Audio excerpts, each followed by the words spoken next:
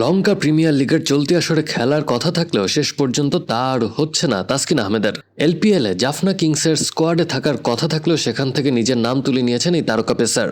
ফলে Zimbabwe series শেষে শ্রীলঙ্কার বিমানে না চড়ে সোজা ঢাকা ফেরার পথ ধরছেন জাতীয় দলের এই তারকা। শুরুর পরিকল্পনা অবশ্য কিছুটা ভিন্ন ছিল। এলপিএলে অংশ নিতে জিম্বাবুয়ে সফরের টি-20 সিরিজ থেকে বিসিবির কাছ থেকে ছুটি চেয়েছিলেন তাসকিন। তবে পেস আক্রমণের সতীর্থ মুস্তাফিজুর রহমান চোট পাওয়ায় পরিকল্পনা বদলাতে বাধ্য হয় টিম ম্যানেজমেন্ট। তাসকিনকে রেখে দেওয়া হয়েছিল টি-20 স্কোয়াডেই। সিদ্ধান্ত ছিল ছোট সংস্করণের সিরিজটি শেষ করেই শ্রীলঙ্কার পথ ধরবেন তিনি।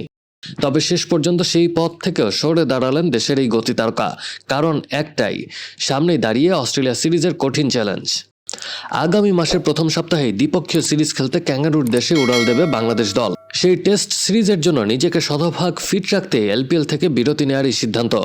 দেশে ফিরে কিছুদিন বিশ্রামের পাশাপাশি অস্ট্রেলিয়া সফরের নিবিড় প্রস্তুতিতে মনোযোগ দেবেন তিনি।